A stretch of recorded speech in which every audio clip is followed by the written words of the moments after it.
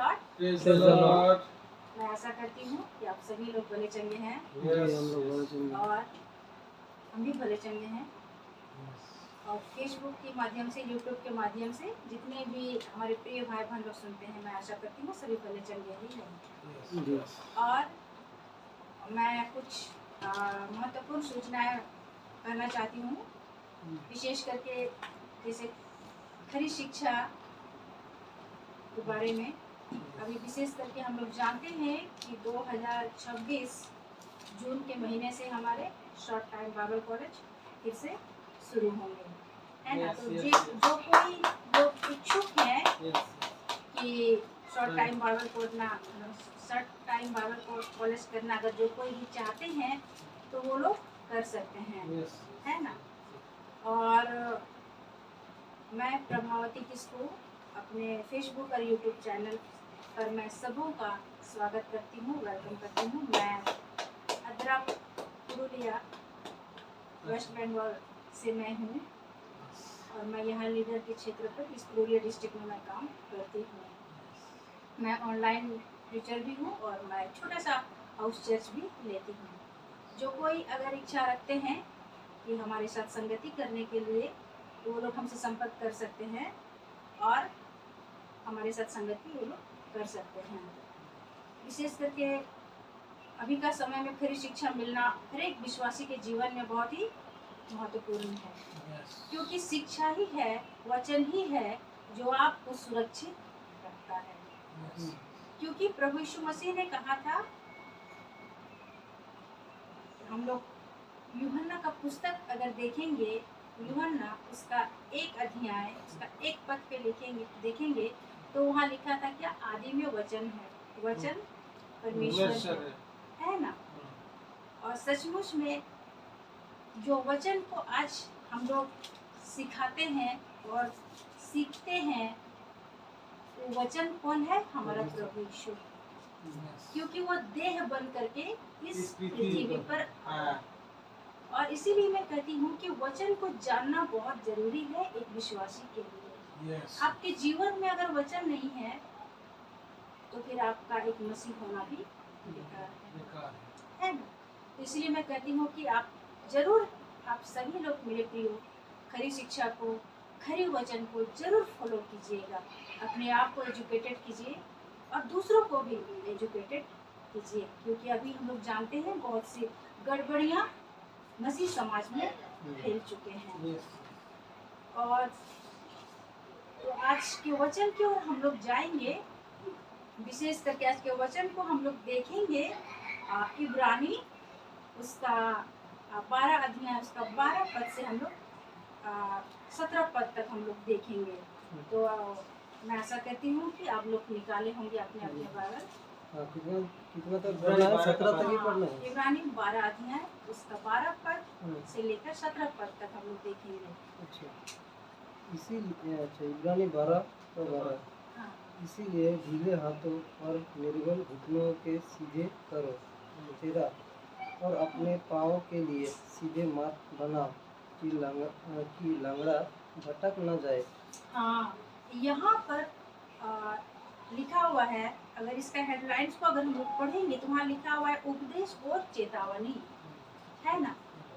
उपदेश और चेतावनी हमारे प्रभु यीशु भी दिया करते थे और उसके चेले लोग भी दिया करते थे, और पौलुस भी अपनी पत्री में हमेशा चेतावनी से लोगों को समझाते थे, चेतावनी वो भी दिया करते थे।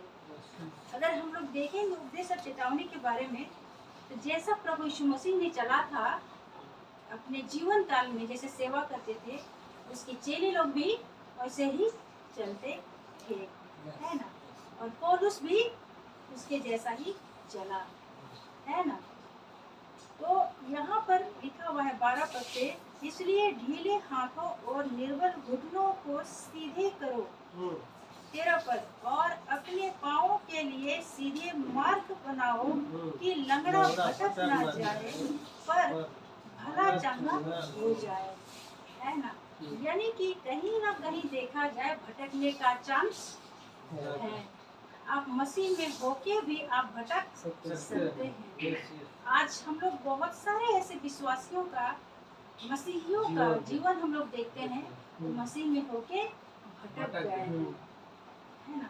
तो अगर हम लोग देखें वचन को तो सचमुच में उपदेश और चेतावनी के साथ अगर आप प्रचार नहीं करते हैं एक दास एक दासी होने के नाते प्रभु का, तो फिर आप गलत टीचर हैं, गलत दास और दासी हैं। क्योंकि वचन में लिखा है कि उपदेश चेतावनी के साथ दिया जाता है। क्योंकि अगर आप नहीं देते हैं चेतावनी के साथ तो आपके भेड़ जो प्रभु ने दिए हैं वो भटक सकते हैं, है ना। तो भटकने का चांस है। और मैं इसीलिए कहती हूँ कि वचन को अगर आप जानोगे सही तरीके से आप नहीं भटकोगे। आप एक प्रभु के अच्छे दास और दासी को पहचानने में गलती आप नहीं करोगे, है ना। तो इसी तरह मिलता जुलता हम लोग और एक वचन को देख सकते हैं, ईसाया नबी उसका 35, ईसाया का पुस्तक उसका 35 अध्याय उसका 3 पद को हम लोग देख सकते हैं। वहाँ पे भी ईसाया नबी अपनी पुस्तक में लिखा है, वहाँ पे लिखा है ढीले हाथों को दृढ़ करो और थरथराते हुए घुटनों को स्थिर करो। हाँ, ढीले हाथों को दृढ़ करो और थरथराते हुए घुटनों को स्थिर करो, है ना। क्यों? क्योंकि परमेश्वर में आने के बाद अगर आप मनचाहा जीवन बिताते हैं तो वो गलत है। आप परमेश्वर के प्रति क्या करते हैं? पाप करते हैं। क्योंकि बाइबल नहीं सिखाती है कि परमेश्वर को जानने के बाद आप पाप कीजिए, आप ढीले पड़िए, बल्कि आप एक अच्छे विश्वासी, अच्छे मसीह बनिए। बाइबल ये सिखाती है, वचन ये सिखाती है ना। तो ईसाया नबी भी अपने पुस्तक पर लिखा है 35 अध्याय उसका 3 पद पे, ढीले हाथों को दृढ़ करो और थरथराते हुए घुटनों को स्थिर करो, है ना। और हम लोग और एक वचन को देख सकते हैं, नीति वचन उसका 4 उसका 26, वहाँ भी हम लोग देख सकते हैं। वहाँ पे लिखा है, मैं ही पढ़ देती हूँ, वहाँ पे भी लिखा है, टेढ़ी बात अपने मुंह से मत बोल और चलबाजी की बातें कहना तुझसे दूर रहे। सॉरी, ये 24 मैंने पढ़ा, मैंने 26 कहा था, है ना। 26 यहाँ पर लिखा है, अपने पाँव रखने के लिए मार्ग को समतल कर और तेरे सब मार्ग ठीक रहे, है ना। और अगर हम लोग देखें प्रभु यीशु मसीह का टीचिंग को, जब हम लोग देखेंगे तो प्रभु यीशु मसीह भी शिक्षा देते थे कि मार्ग मैं हूँ, मार्ग सत्य जीवन मैं हूँ, वो रास्ता मैं हूँ, कि तुम लोग गलत रास्ते की ओर मत जाना, क्योंकि रास्ता मैं हूँ। एक विश्वासी का रास्ता, एक मसीह लोगों का रास्ता सिर्फ एक ही है, वो है हमारा प्रभु यीशु। हमें कहीं और भटकने की जरूरत नहीं है। आज बहुत सारे चर्चों में, बहुत सारी संस्थाओं में ऐसी टीचिंग नहीं दिए जाते हैं, है ना। जो मनुष्य, जो विश्वासी, जो मसीह लोग अगर ऐसे टीचिंग होते तो लोग नहीं भटकते। आज हम लोग जानते हैं कि हमारा मसीह समझ कितना भटका हुआ है।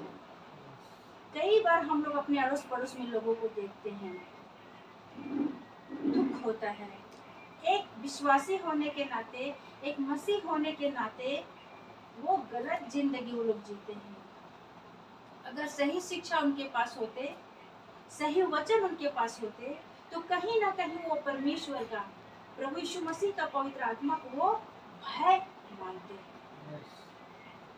एक विश्वासी का जीवन एक संसारिक की तरह हो गए हैं, आज भटक गए हैं कई सारे विश्वासी और कई सारे हमारे मसीह समाज के लोग। बहुत दुख की बात है ना।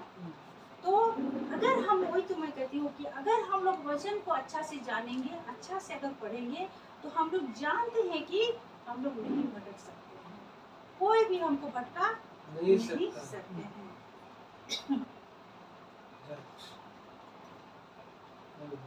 हम लोग 14 पद को देखते हैं, इब्रानी उसका 12 का 14।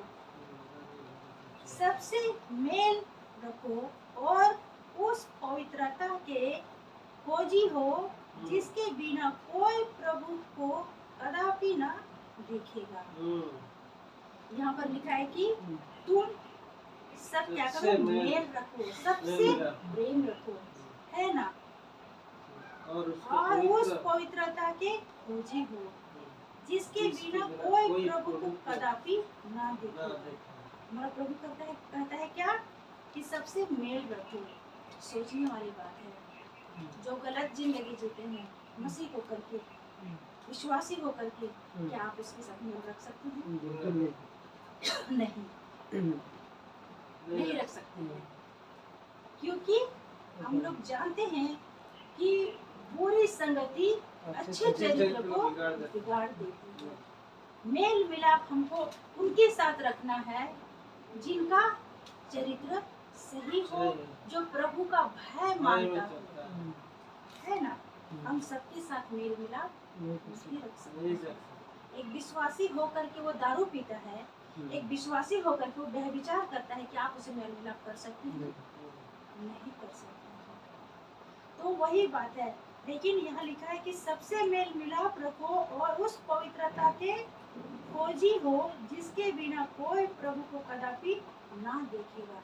क्योंकि प्रभु को देखने के लिए आपको पवित्रता होना चाहिए, तभी आप प्रभु को देखेंगे। आज बहुत सारे लोग मसीह का स्टाम्प लेकर के अपने आप को बड़े बड़े नाम के साथ घोषित करते हैं। कई बार बाहर से आपको वो कैसे लगेगा, आपको हरा भरा पेड़ की तरह लगेगा, लेकिन जब आप पास जाइएगा उस विश्वासी के पास, उस मसीह लोगों के पास, उसमें कोई फल लगा हुआ नहीं मिलेगा, है ना। लेकिन एक विश्वासी का जीवन अंदर से बाहर से पवित्रता की आवश्यकता है, तभी आप परमेश्वर को देख पाओगे एक दिन, है ना। आप इधर उल्टी सीधी जिंदगी जियोगे और बोलेंगे एक दिन मेरा प्रभु से दर्शन होगा, नहीं। आपको जो कुछ करना है आपको पृथ्वी में ही करना है। अपने जीवन को सही करना है या गलत करना है, वो निर्णय आपके पास है। और वचन कभी नहीं कहता है कि आप गलत जिंदगी जियो। मुझे नहीं समझ में आता है कि आज हमारे मसीह समाज के लोगों को क्या हो गया है कि वो आज भटक गए हैं, आज भटक रहे हैं। कई बार लोग हमें कहते हैं कि देखिए देखिए ये भी क्रिश्चियन है, ये भी विश्वासी हैं, ये भी मसीह लोग हैं, और उनकी जिंदगी को जब देखते हैं बहुत ही खराब जिंदगी जीते हैं वो लोग। शादी ब्याह करने के बाद भी एक्स्ट्रा मैरिटल अफेयर, ये कौन सा समाज में आज मसीह जी रहे हैं मसीह लोग, जबकि बाइबल ऐसा कभी नहीं कहते हैं। एक्स्ट्रा मैरिटल अफेयर के तो खिलाफ है हमारा प्रभु यीशु मसीह। एक पति के लिए एक ही पत्नी होनी चाहिए, लेकिन कई सारे लोगों की जिंदगियां हम लोग देखते हैं। दूर की बात अलग है, अपने अड़ोस पड़ोस में ही देखते हैं तो बहुत तकलीफ होता है ना। अपने घरों में देखते हैं, जब अपने फैमिली में देखते हैं तो बहुत तकलीफ होता है, बहुत कष्ट होता है। कैसे प्रभु को उसने जाना उन लोगों ने, बहुत दुख होता है। लेकिन आज जो चीज बाहर के लोग करते हैं, संसार के लोग करते हैं, आज मसीह समाज में वो घुस गए हैं। क्यों घुसे हैं? क्योंकि कहीं ना कहीं उस मसीह लोगों के बीच में, उस विश्वासी के बीच में वचन का जो खराई है वो कभी समझ ही नहीं पाए वो लोग। नहीं तो ऐसी जिंदगी वो लोग नहीं जीते हैं। बहुत दुख के साथ कहना पड़ता है, और सचमुच में चेतावनी देना बहुत जरूरी है ना। प्रभु यीशु मसीह का जो शिक्षा है, हाँ की हाँ और ना की ना होती थी। यस कोई उसमें मिलावट नहीं होता था। और इससे ही उसके चेले लोग भी उस टीचिंग को फैलाया, प्रभु की शिक्षा को, वचन को उनके चेलों लोग भी फैलाए, एक को छोड़ के, यहूदा इस्करियोती को छोड़ करके बाकी सब ने बड़ी ईमानदारी से प्रभु का कार्य को किया है, प्रभु यीशु का। और पौलुस ने भी बहुत ईमानदारी से प्रभु के कार्य को किया है, खराई से किया है ना। आज भी हमें मसीह समाज में ऐसे ही प्रचार करना है जैसे प्रभु यीशु मसीह ने किया था। हमें किसी और को नहीं, बल्कि हमको अपने प्रभु यीशु मसीह को ही फॉलो करना है, उनके ही पद चिन्हों पर हमें चलना है। हम लोग देखेंगे पहला पतरस उसका 3 अध्याय उसका 11 पद को हम लोग देखेंगे। पहला पतरस उसका 3 अध्याय उसका 11 पद को हम लोग देखेंगे। वो बुराई का साथ छोड़े और भलाई ही करे, वो मेल मिलाप को ढूंढे और उसके यत्न में रहे। वो बुराई का साथ छोड़े और भलाई ही करे, वह मेल मिलाप को ढूंढे और उसके यत्न में रहे, है ना। पतरस भी यहाँ पर कह रहा है क्या, वो बुराई का साथ छोड़ दे। क्योंकि एक विश्वासी होने के नाते, एक मसीह होने के नाते आपके जीवन में बुराई नहीं होनी चाहिए, है ना। और भलाई ही को करे, हमें भलाई करने को ही कहा जाता है ना। वह मेल मिलाप को ढूंढे और उसके यत्न में रहे, है ना। वही है हम लोग को मेल मिलाप से ही अपने लोगों के बीच में रहना है। कई बार हम लोग जानते हैं कि विश्वासी का जीवन में आपको सामने से तो बहुत अच्छा से सेलिब्रेट करेंगे, बहुत अच्छा से करेंगे, लेकिन बाद में पता चलता है कि आपके पीछे कुछ और ही वो ये कैसा मेल मिलाप है। प्रभु ऐसे मेल मिलाप को पसंद नहीं करते हैं। आपको एक मसीह होने के नाते किसी के प्रति अगर आपका कुछ अगर लगता है कि मुझे बोलना चाहिए, उसको मुंह पर बोल दो, ताकि इस व्यक्ति को थोड़ा देर के लिए बुरा लगेगा, लेकिन बोलेगा कि हिम्मत तो किया मुंह पर बोलने के लिए, पीठ पीछे नहीं बोलना चाहिए, है ना। तो वो वहाँ पर जिस तरह लिखा हुआ है कि वह बुराई के साथ छोड़े, हम लोग को बुराई का साथ छोड़ना है और भलाई ही की करे, है ना। वह मेल मिलाप को ढूंढे और उसके यत्न में रहे, है ना। ये हमारे प्रभु ने हमें सिखाया है, पौलुस ने भी अपनी पत्री पर लिखा है। और ये पत्र लिखने वाला कौन है? पतरस वो व्यक्ति था जो प्रभु यीशु मसीह के साथ चला था, संगति किया था, उसके जीवन को बारीकी से देखा था और उसने वही शिक्षा फैलाया जो प्रभु यीशु मसीह ने दिया करते थे, है ना। तो हम लोग आइए हम लोग देखें 15 पद को हम लोग देखेंगे। हाँ नहीं, इब्रानी 12 का 15 पद को देखेंगे। ध्यान से देखते रहो, ऐसा ना हो कि कोई परमेश्वर के अनुग्रह से वंचित रह जाए या कोई कड़वी जड़ फूटकर कष्ट दे और उसके द्वारा बहुत से लोग अशुद्ध हो जाए, है ना। कि यहाँ पर जो लिखा हुआ है 15 पद पे, ध्यान से देखते रहो, है ना। ध्यान से देखते रहो, ऐसा ना हो कि कोई परमेश्वर के अनुग्रह से वंचित रह जाए, है ना।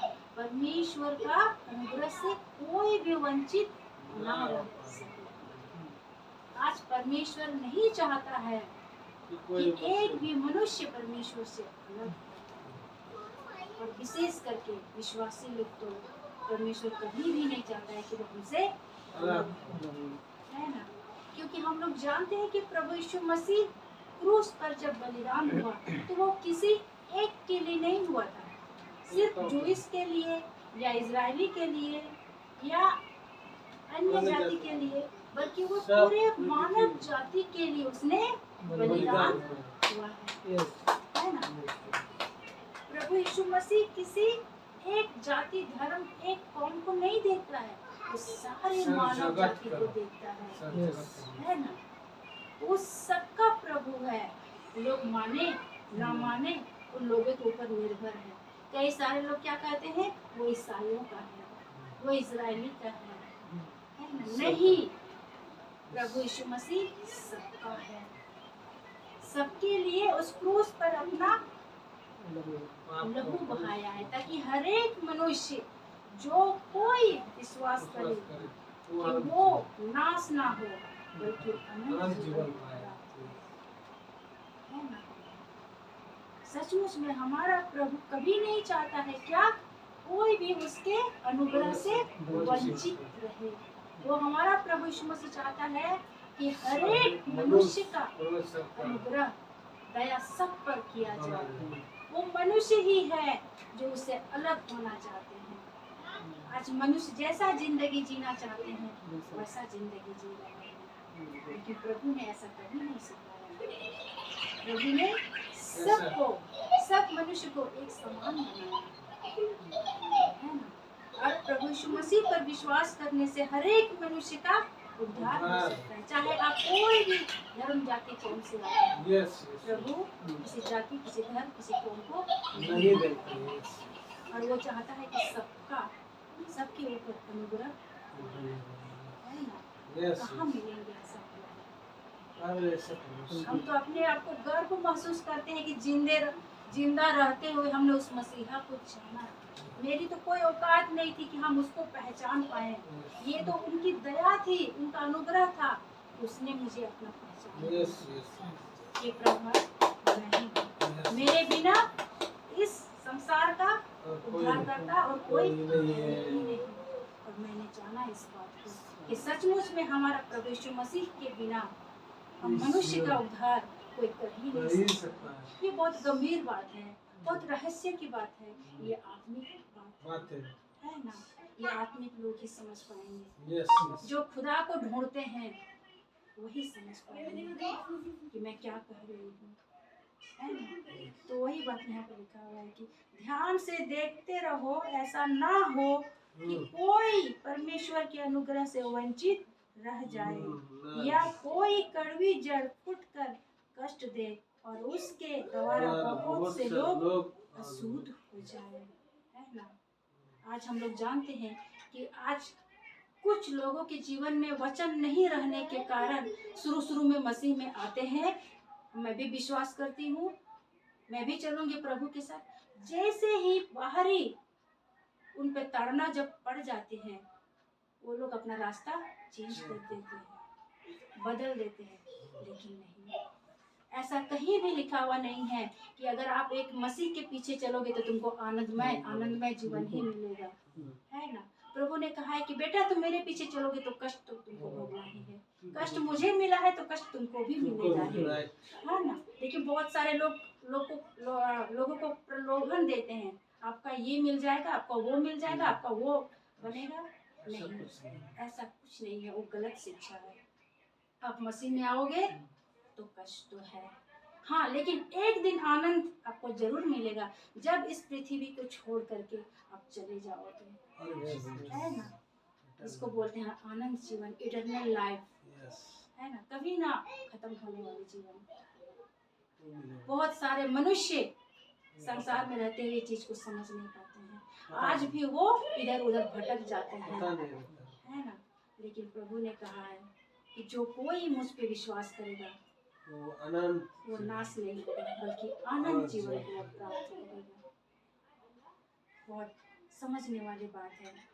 हम लोग देखेंगे भजन संहिता उसका 34 उसका 15 पद पे भी हम लोग देख सकते हैं। हाँ, भजन संहिता उसका 34 अध्याय उसका 14 पद पे। भजन संहिता 34 का 14। बुराई को छोड़ और भलाई कर, मेल को ढूंढ और उसी का पीछा कर। हाँ, कितना अच्छा लिखा हुआ है ना। इस भजन संहिता को लिखने वाला कौन है? राजा दाऊद, है ना।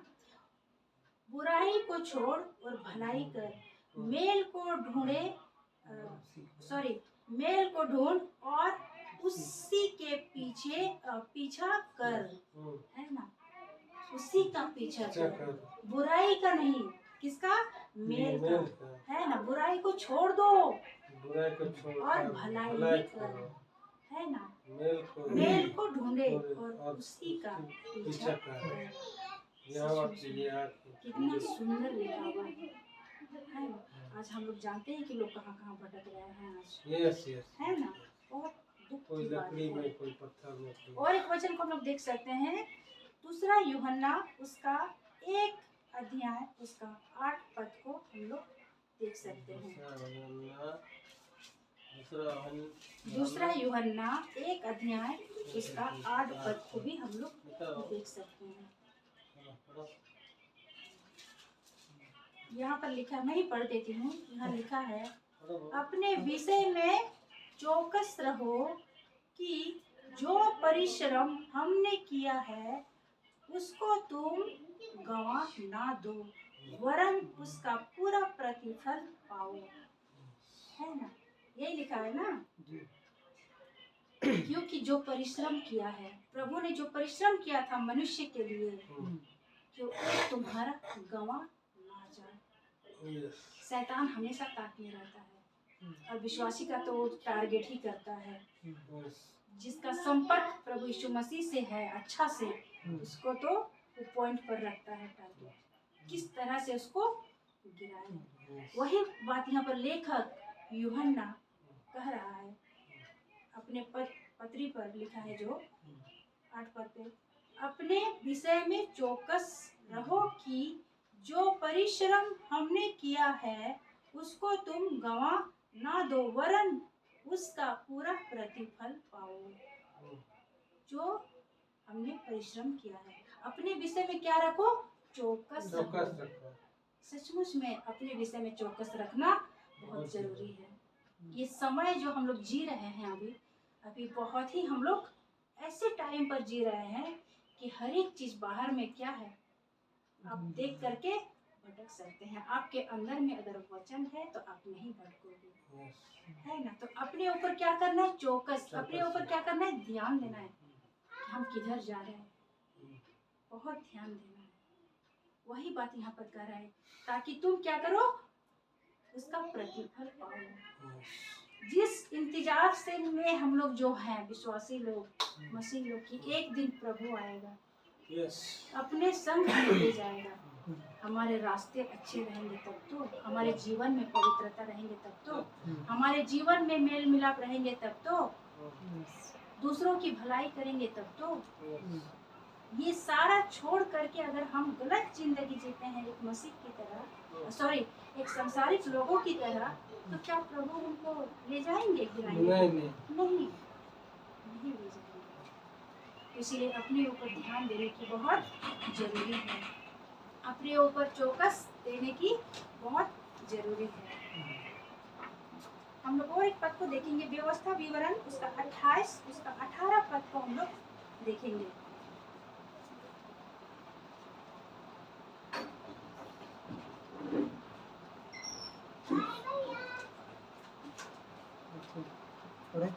हाँ पढ़िए। श्रापित हो तेरे संतान और भूमि की उपज और गांव और भेड़ बकरियों के बच्चे। व्यवस्था विवरण 29 का 18 वही पढ़े ना? नहीं, 29 का 18। हाँ 29 का 18। अच्छा। इसीलिए हाँ। ऐसा ना हो कि तुम लोगों में ऐसा कोई पुरुष या स्त्री या कुल या गोत्रों के लोग हो जिनका मन आज हमारे परमेश्वर यहोवा से फिर जाए और वे आकर उन जातियों के देवताओं को उपासना करे।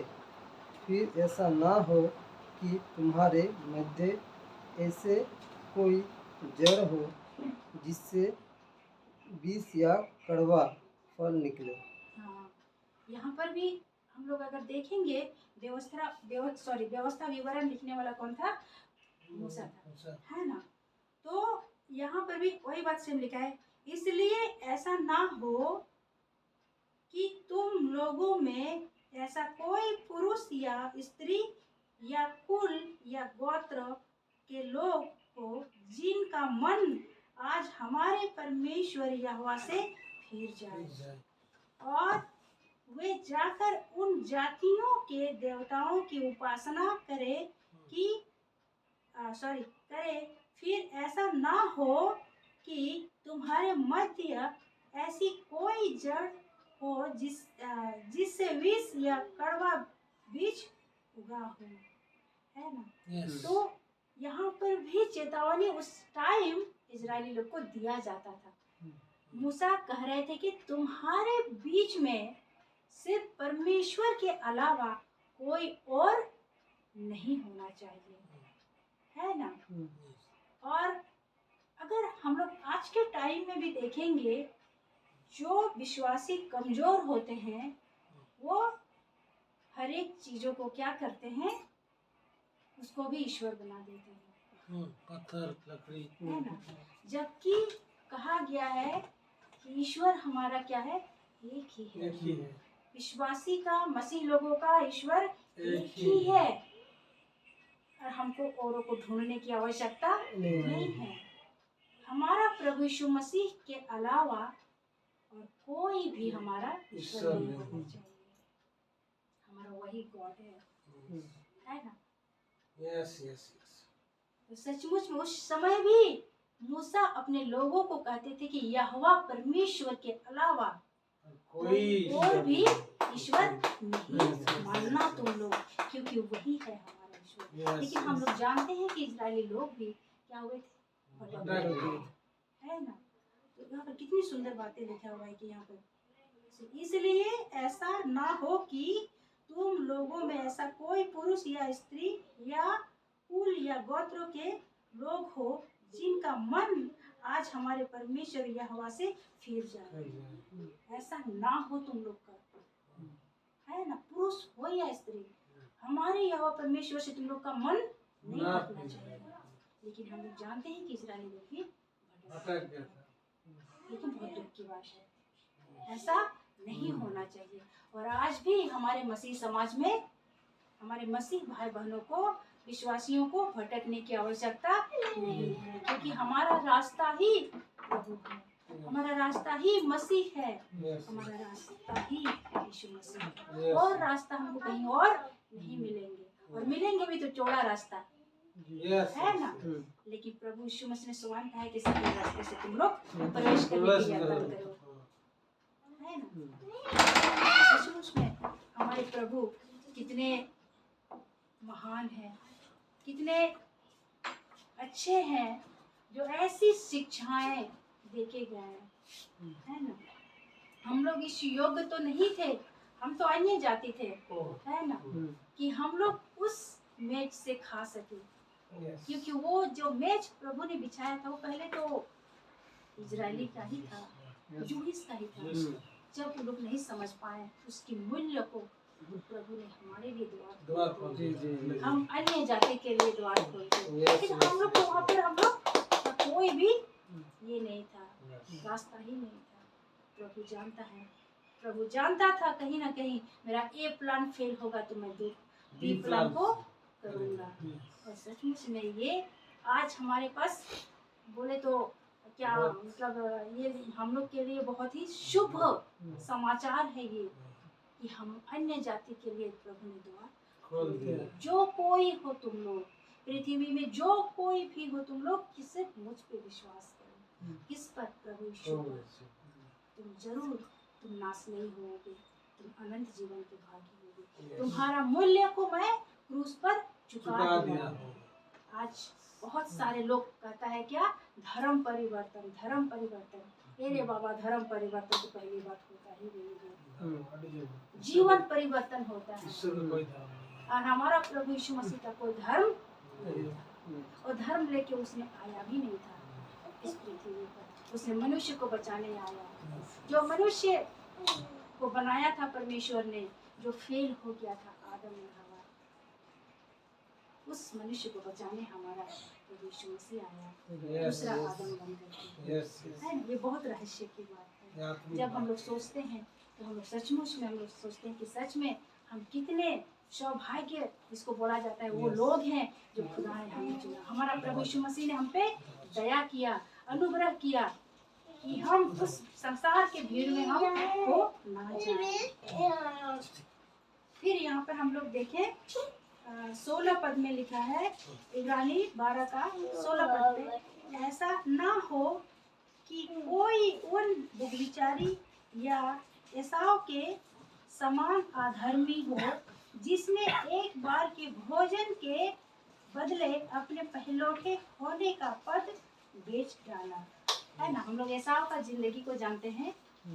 अपना पहलौठा क्या किया था, अपने भाई के पास बेच दिया भेज था, दिया था। एक मसूर दाल के कारण। है ना, अपना तो कई बार हम लोग को जब प्रभु चुनता है ना, तो वो अधिकार जब हमें देता है तो हमें उस अधिकार को जानने की आवश्यकता है, Yes. उसको बेचने की आवश्यकता नहीं है।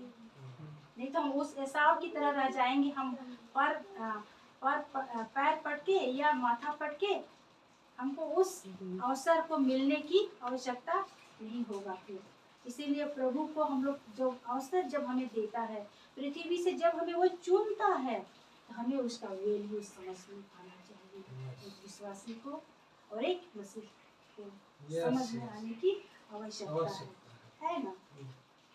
तो हम लोग देखें एक पत्रिका उत्पत्ति 25 उसका 31 से 34 तक हम लोग देख सकते हैं कि वहाँ पर क्या घटना घटा था।